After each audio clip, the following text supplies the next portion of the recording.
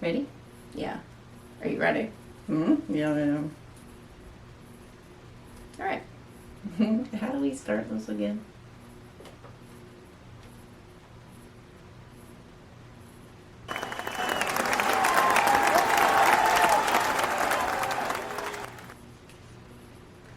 Hello, and welcome back to Night Cheese Book Club. Hello, Of all the everyone. podcasts you listen to, this is the one that you most look forward to, and for that we thank you. Yeah, that's really sweet of you guys. As you know, because clearly you're a lifetime listener, this is a book podcast, spoiler-free, where we talk about hot books, hot topics, all brought to you by these two lovely sisters. I am Suzanne, and with me is Presley. Hello, everyone. Hello. That Can was Dracula, you hear if you us? couldn't tell. Yeah. Today's book is Reluctant Immortals, with a topic of, exes. Yeah. No. Uh-oh. Wah, wah, wah. Everybody's got them, and they're all evil for some reason? No. Strike the applause. Yeah, It's that one. it's that one. Because, like... Deflated balloon. Well, everybody's got them for the most part. Yeah, and if you don't, you're lucky. You've got other issues. I wouldn't say that. Well, Well, who knows? yeah, you do you. Or you've got a potential ex. Who You know knows? what? I know somebody with no exes, and she truly is one of the most fabulous people I know, so maybe Yeah, she's onto something. and sometimes you just don't, it just doesn't get there, and you are okay with that, and I think that's great, honestly. Oh, yeah. Yeah, as always, you do you. Yeah. Reluctant Immortals. So some nice gothic horror. Yeah, Gwendolyn Kiste, before we jump into it, what have you been up to since we last recorded? Okay. I looked up how to say the last name. Because I I'm like, was like, you did a heist? I'm so horrible at pronouncing things, so I was like, let me look at this, because I thought it was that, and then I looked it up and I was like, no, I was completely wrong. Kiste. Christ. Like a kite. What have you been up to? Stop avoiding the question. Oh, I'm, reading, if that surprises anyone, but also trying to hike more, which in this brutal summer heat is not great, but what makes it even better is the massive amounts of smoke coming down from Canada to choke us all. Yeah, I was going to say, I think that the air quality's been in red pretty frequently, so I think you're actually not supposed to stay outside for long periods of time. I looked it up. It said unhealthy, but then I'm like, but if I don't walk, I'm not sure which unhealthy to pick. That's true. So, It is a matter of balance. I went with go breathe in the carcinogens. For now. I'll use that as an excuse like another day when I don't want to go. And I'll be like, well, the air quality. Right. Well, what have you been up to then? Same, a lot of reading, of course. There's just too many good books out right now to count. And also, very exciting, the garden is growing, everyone. I have How literally exciting. tomatoes, peppers, all kinds of herbs. The potatoes will be ready to harvest soon. I know, I'm excited. Fresh, it is so exciting to grow a potato, I can't even tell you, because when you harvest them, digging them up is like a little treasure hunt. Okay, I do like the idea of that. And the constant battle, somebody came through and ate all my lettuce, and it was probably a deer or a groundhog. Probably deer, because like one time, I forget what you did, but you really made me mad, and I got home from work and there was a bunch of deer eating in your garden, and I just looked at them and then I looked away. That is so rude. It's But your fault you that did there's some- a food shortage. You did something, and I can't remember what it was, but I'm going to say it was justified. I don't think it was. It definitely wasn't. Probably. Anyhow, Yeah, back to the book instead of your garden. this book, Reluctant Immortals, was published August 23rd, 2022, so it is almost a year old. Still holding up. It's really good. I'd say Yeah. it's still pretty popular. Yeah, I see it online a bunch. I love the cover. I love its psychedelic cover. Well, yeah, I guess, it being set in, like, the 60s in Hollywood, it's gotta be, Oh, yeah. hippy-dippy. I didn't know that she had so many books. I have to sneeze. Ew. Say you're sorry. Sorry. I truly don't understand why I'm apologizing for sneezing. Is this recording? I thought it was red. I thought it was red too. Alright, we're back. Presley's about to apologize to you for her sneeze. Did it stop? Cats are breaking in and out. Oh wait, it's a human who opens the door every time. Alright, Cheech. I don't know why that's so tricky. Pick a spot. I'm gonna cut all of this out. Okay. I said I didn't realize that she has so many books. I also didn't realize that, and then when I started looking Not it so up, many, but it's a lot. Like Rust Maidens, The Invention of Ghosts. Like, I definitely, after reading this one, I think I might check out other ones, because I did enjoy this one. I definitely would. Yeah, and especially, she won the Bram Stoker Award 3 times, so that ain't for nothing. That's saying something. And like, I don't know, I like spooky, and especially I think some of the other stuff's a little bit shorter, so I'm into that. Yeah, definitely. It says that she's from Ohio. Why is everyone from Ohio? Everybody's from Ohio lately. They have nothing to do there but think. But now she lives on a horse farm outside of Pittsburgh, which sounds like literally living the dream. That does sound great. And I guess Pittsburgh's awesome. If you're from Ohio, you do truly know horror. Yeah. Make of that what you will, Ohioans. Ohioans? Ohio. Or citizens of Ohio? It doesn't matter. I don't know. And then what I also like, because I did watch a little interview with her, so she does seem like she's fun. When asked about music, like what she's listening to, she said Warren Zevon. And I was like, okay, I'm on board. That adds up. Yeah. Yes. You can tell a little bit. It makes sense, and you know what better to set a weird, morbid, fun scene than Warren Zevon. Am I right, ladies? Yes. What, am I reading the back? No, I mean, yes, you're right. I mean, yeah, it's a mood, Warren Zevon. So, we've started doing our synopses from the backs of the books as long as they are good. Yes. And now the pressure's on for you to read this to us perfectly. Okay, well, that's fine. It's not like I messed up last time. Reluctant Immortals is a horror novel that looks at 2 men, Mr. Rochester and Dracula, and the 2 women who survived them, Bertha and Lucy, who are now undead immortals. They are residing in Los Angeles in 1967 when Rochester and Dracula make a shocking return in the Haight-Ashbury district of San Francisco. Combining elements of historical and gothic fiction with a modern perspective in a tale of love and betrayal and coercion, Reluctant Immortals is the lyrical and harrowing journey of 2 women as they bravely claim their own destiny in a man's world. That's pretty good. And pretty spot on, I guess, if it made it on the back of the book. What an excellent topic. Yeah, like a very cute idea. I would say the only thing that, like, I wish this book had more of was different POVs. I would have liked more of B's perspective, I guess. And, I mean, I know this book isn't about them, but maybe, like, more of the point of view from, I guess, the men in it, just for the sheer fact of, like, the point of view from the villains, I guess. I'd agree. I think out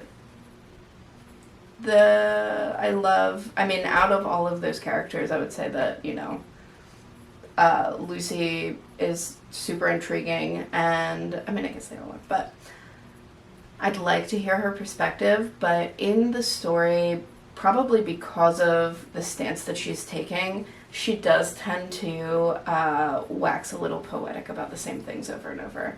Yeah. And just as a mild judgment of someone who's slightly evil, these immortals who are so torn about, like, being what they are. I have no idea what you're talking about. Why not embrace it? Oh. I feel like you could embrace it more. Yeah, instead of sulking a bunch about it, which, like, I don't know, I guess... And that's just my criticism of a character flaw of hers. Well, but, I feel like some people have a really hard time letting go of things, so, like, maybe they do have to sulk for, like, a couple 300 years. Yeah, like a couple hundred years, and then they're like, oh, okay. But I felt that. And again, it was a little repetitive. For my She taste. used the word primordial too much. That was, yes. By the fourth time I hit it, I was like, this is sticking in my mind too much. It's primordial, if you will. Yes, I just, maybe like a novella would have been better, I don't know, but, Not even. I think it just, hot take. I think that a little bit more editing of taking out some things that I think could be a little bit fluffy-ish, yeah, and then put in some punchier stuff. that's what I mean. More POVs would have, like, made the length, like, more. I will say that unlike most books, I feel like this one really ramped up. Yes, that's what Not everybody does yeah. a good ending, but I feel like by like 3/4 of the way in, I was like, you're really like hitting your stride. This is getting better, which is not always the case. Yeah, that's what I mean. The middle with different POVs, I think, would have like made it a little juicier in the middle. But other than that, I still liked it. I still enjoyed it. I still read the whole thing, and like I read it pretty quickly, so I did enjoy it. It wasn't like something that I put down and I'm like, oh, I better get back to it. Like, no, I enjoyed it the whole time.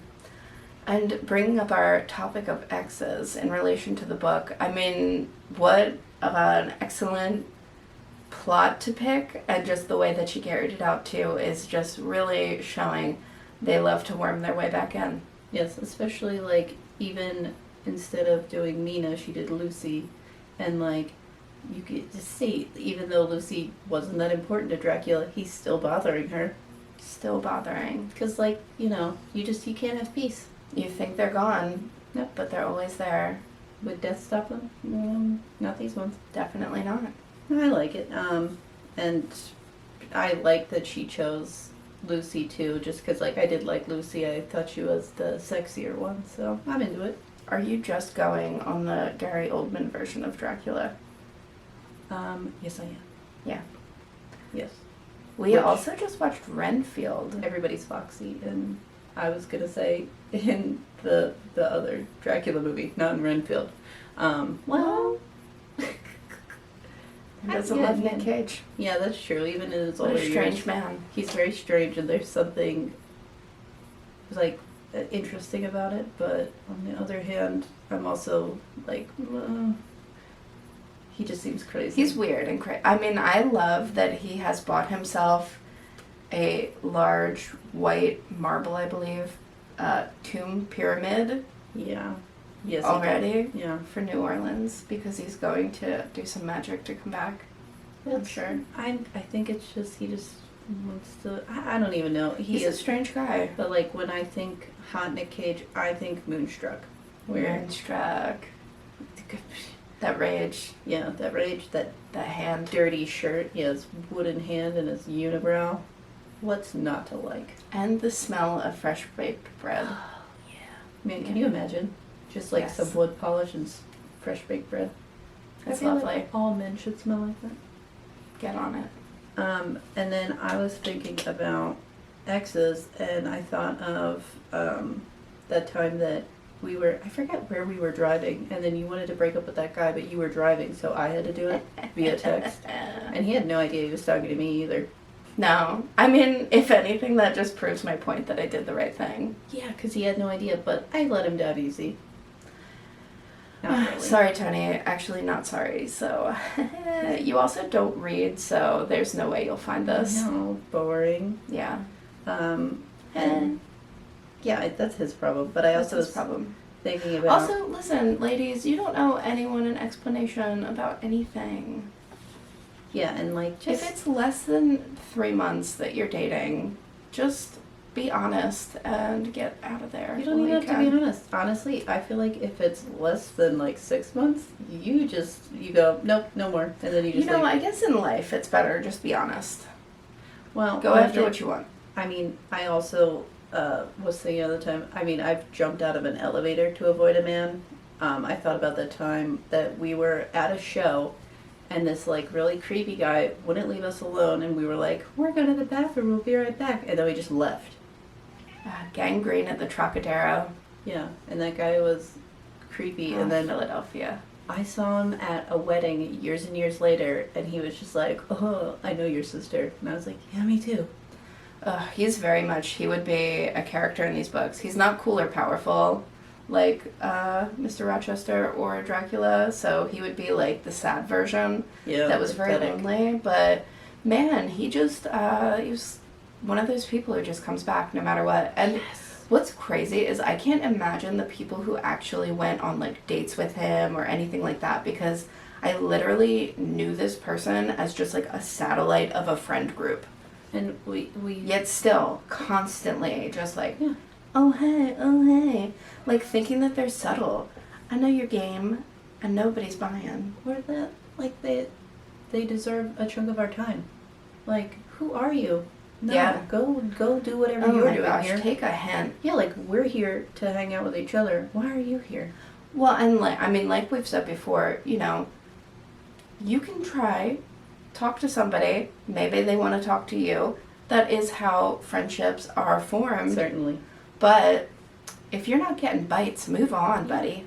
I'm sure there's other people in that room who would be dying to talk to you. I don't know why, but they would. I don't know. They, I don't know, have less life experience. That's what that ends up being. Maybe. But anyway, I'm getting off topic.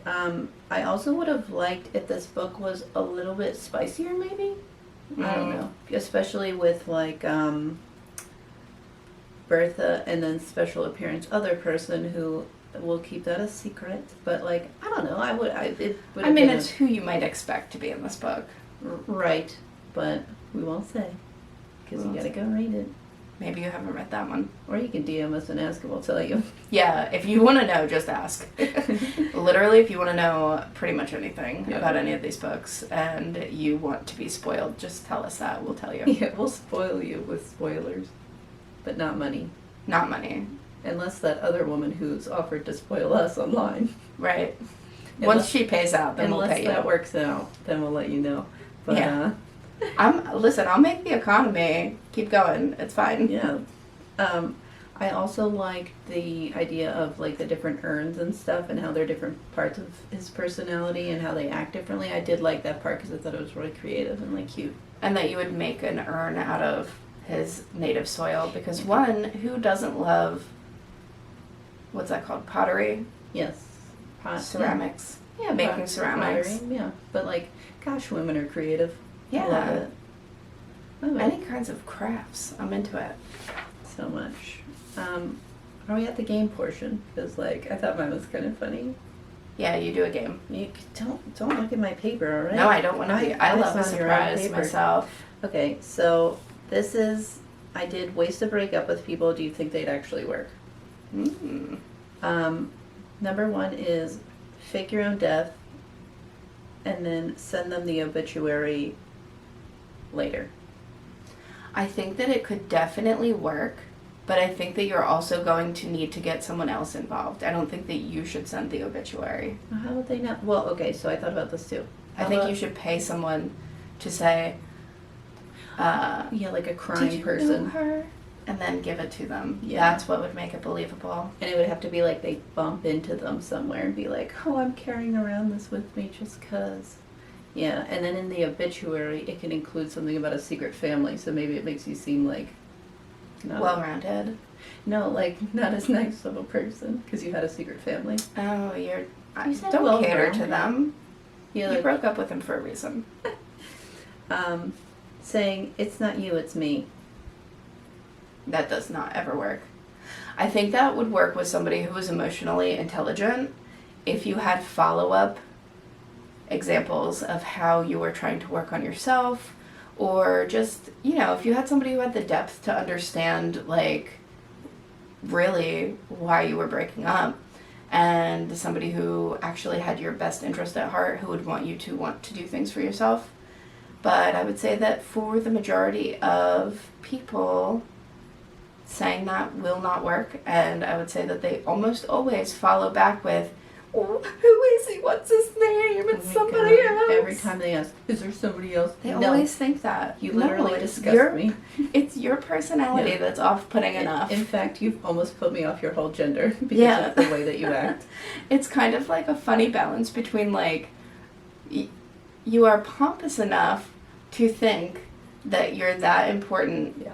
but also, why it's diminishing the person who's the breakup-er, that they can't just want to be away from you? Yeah, that they need an excuse or they need someone else to take care of them, where it's just like, I'd rather be alone than be with you. So It's here baloney. is the next one. Saying, it's not me, it's you. I mean, I think if you've got some punchy points afterwards, 2 to 3 punchy points of terrible things about them, you could really cut them down and maybe make it quicker. Yeah. Moving to another country. I feel like that'd be super effective. I think that most people wouldn't believe it. I think if you actually do it, it would. And then you send them a postcard. I don't think that... And it's one of those postcards that say, wish you were her. I don't think you should stay in contact with a big old booby lady on the front. Make them jealous. That's probably some kind of service. Not the lady. Like that you could have somebody send mail from overseas of where you are. No, I mean you actually move. I think that's too much work for just a breakup. Okay, what if you were planning to move and you were planning on breaking up with them, and then instead of just doing it, you just move? How horrifying. Like, sounds like you're going to do both things you're saying. I'm just like, how funny would that be if someone showed up at your house and you were just gone? Like, I feel like that's such an old-timey thing to do. Yeah, that's the 1970s version. Love that. When you actually just lose somebody's phone number and then they're gone to you forever. They're just disappeared. I like that. It's romantic. This one is it's a long game, but it's slowly make them hate you and hope they will break up with you. Does that ever really work? I wouldn't know. I wouldn't know either. I'm horrible at, like, waiting for things, so, like, I wouldn't be able to wait for somebody else to do it. Yeah, if anyone's done that, let us know. I feel like that is a man game. Yes, I feel like, yeah, where they want to just make themselves off-putting enough. But usually it's because the woman's behavior is not as, like, horrible. They're just, like, bored with them or something. Saying, I don't want to sound dramatic, but I would rather pluck my own eyes out than spend another moment with you. I think that would work. I think that would work too, other than, I don't know, I feel like they'd be like, why? Or they would think it was a joke. Yeah, because if someone said that to me, I'd be like, oof, fair enough. And I'd, like, leave immediately. Yeah, there's been times when I've said similar things and the person said that anger is a passionate emotion. Yeah, yucky. This one, get your mom to do it.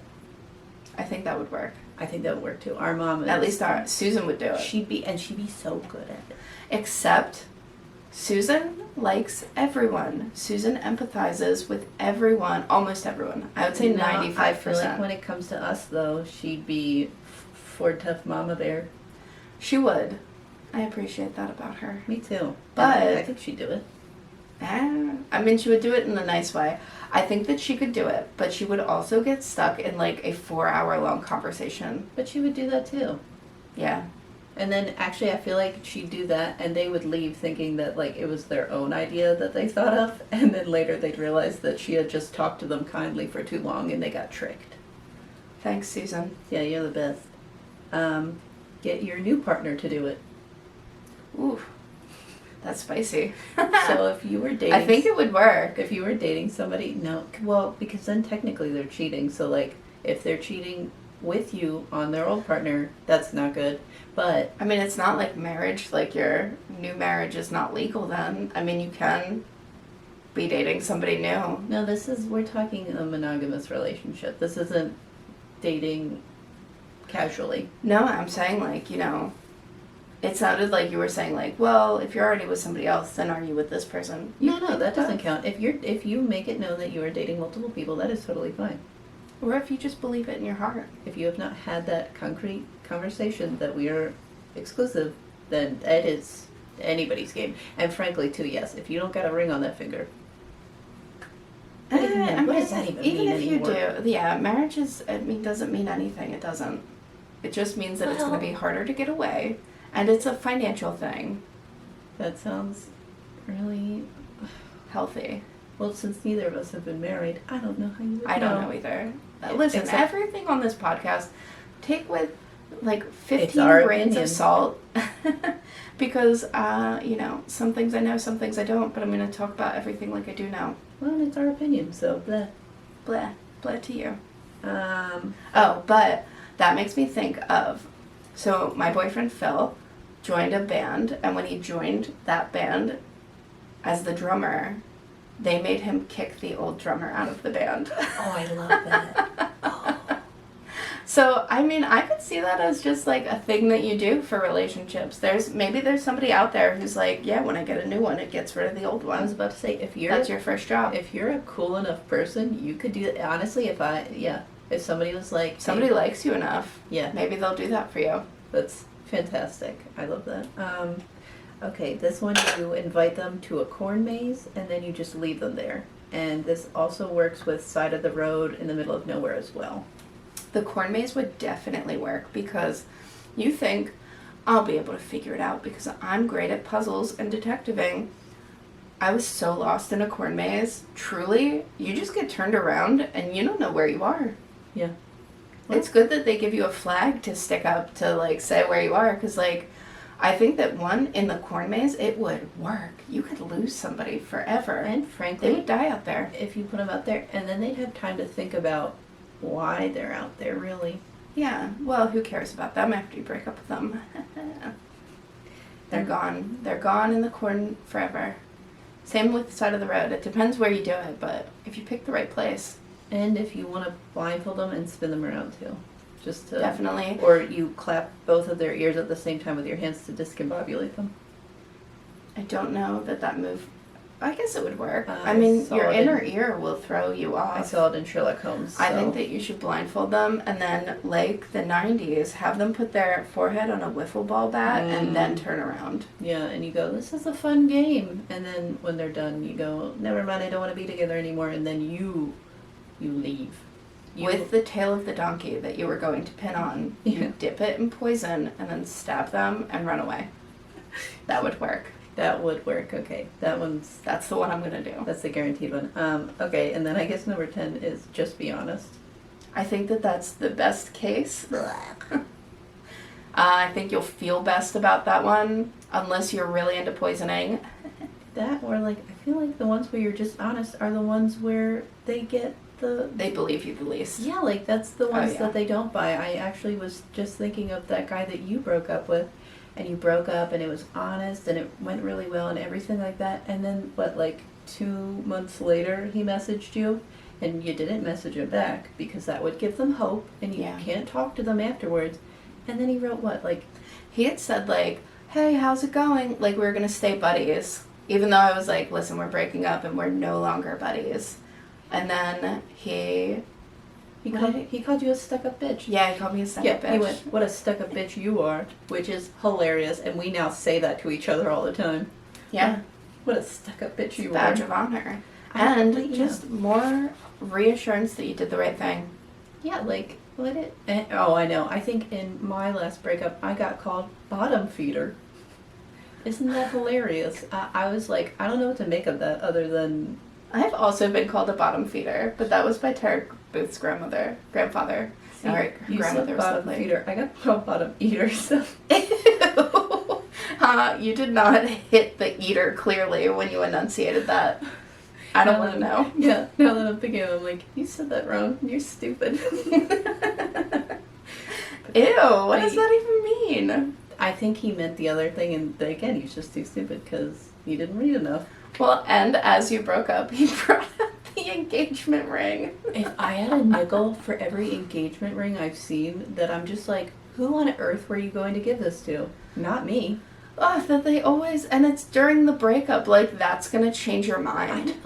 Hey, has that ever changed somebody's mind? It must have. Well, I'm sure it's the people, if you know somebody, tell us. It's the people who are doing the ultimatum of break up, or we either get married or we're breaking up. When does that work? Never. But I don't think... Can you trust that somebody's staying with you because they want to or because you gave them an ultimatum. Like, is that ever going to make you feel reassured? I don't know. It's and it just is like a horrible thing, and that's even all of those new Netflix shows like The Ultimatum. Man, they're hard to watch because you're just like, what are you doing? Just go move on. Like, you don't need this other person to live. And I hope 10 years from now they do like another edition. Well, they just I haven't did, watched that one, but just to say, did these people stay together? Well, they just did one with queer relationships, and you know what? That one might be my favorite one because at least that one, I'm watching it and I'm just like, because man, you feel for those people, and I don't know. I don't see it.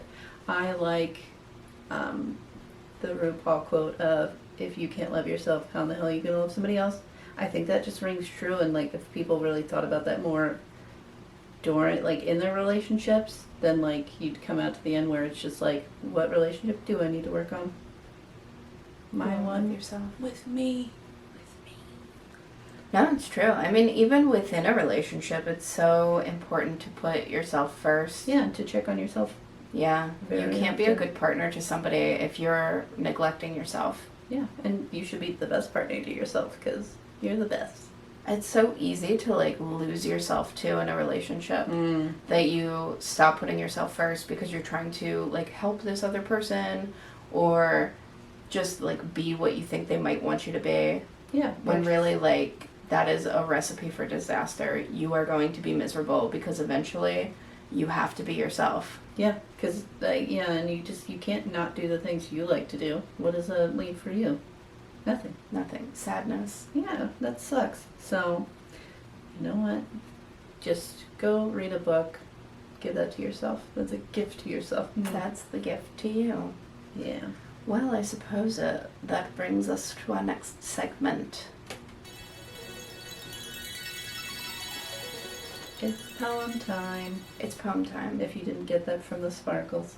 Haiku time. For you time. Yeah. Did I go last time? I don't remember. I don't remember either. Should I go? Yeah. Okay.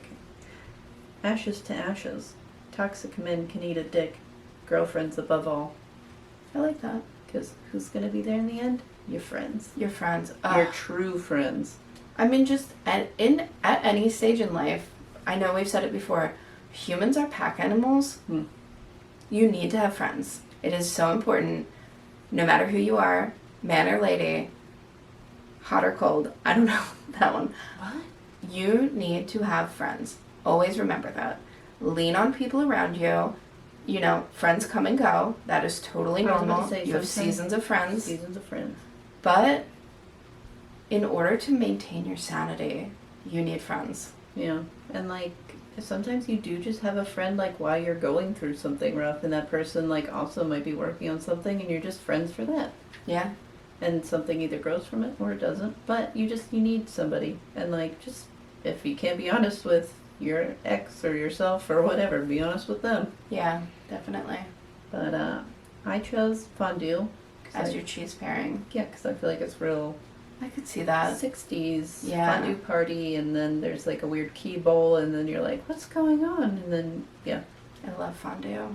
I was going to say I love a key bowl, but I've never done that. And I mean, that's cool if you're into it. That's, yeah. I'm not going to yuck your yum. Don't out on the podcast things like that I don't know about you. I said I never Don't wanna had one. know. I never got invited. But maybe that's because it's like an old-timey thing. You think it's an old-timey thing? No, yeah, you know Florida what? is alive and strong. Yeah, Ooh. I bet it's going on. And that's They have cool. all those things now for Florida about like people putting loofahs on their car. Have you seen that? Yes. With their like swinger codes. Yeah, or like upside-down pineapples and stuff. Oh man. Yeah. Hey, whatever. I think it used to be flamingos Really? That's around not- New Jersey. That's what Laura Kay told me. Our She- cousin Laura. Yeah, hi cousin Laura. Who we found out is our cousin from Ancestry.com. Although I am not surprised. I'm not surprised actually. We are all very large, funny women. How can we not be related? Who doesn't love a body lass? We could build a barn like that, and it would be fun the whole time, and it'd probably be like a great barn. It'd be And sturdy. we will have made appetizers also Yes, somehow. that's so, and like the music would be on point. I just Ah. when I think of Laura, I just picture her singing "Triangle" by Patsy Cline, and I just love that memory. Beautiful voice. Love her. Yeah, she's great. So, are you gonna do your poem? Do we have to do the sparkles again? Here, we'll just do You can it. never have enough sparkles. Go ahead. Exes, mostly bleh. It ended for a reason. Please, put yourself first. I like that, yeah. That's, Ours have a similar vibe. but it's a PSA. Well, because it's the vibe of the book, where Yeah. it's like, stop running around these men and whatever. Making your whole life about somebody else, even if it's over. Like, boo, it's time for you. Yeah, and if they're gonna be in there, you start charging them rent. Oh, yeah.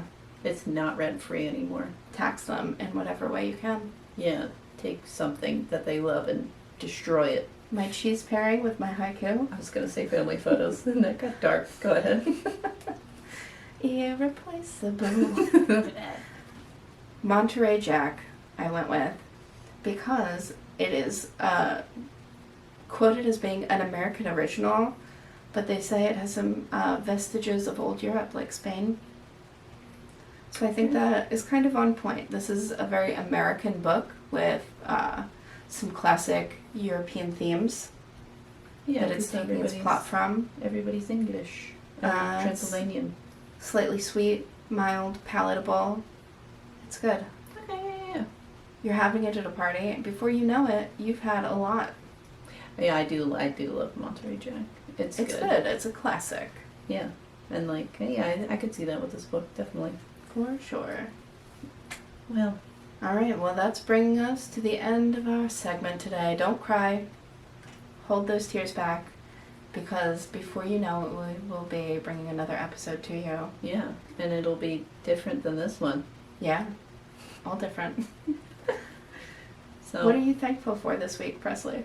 okay, I was gonna say, just to go with sort of the theme of the book, I have so many wonderful women in my life, and even the women that I get to be around, like even like the woman who like does my nails at the salon, she's so great, and I love being around her. The women at work, I love being around them.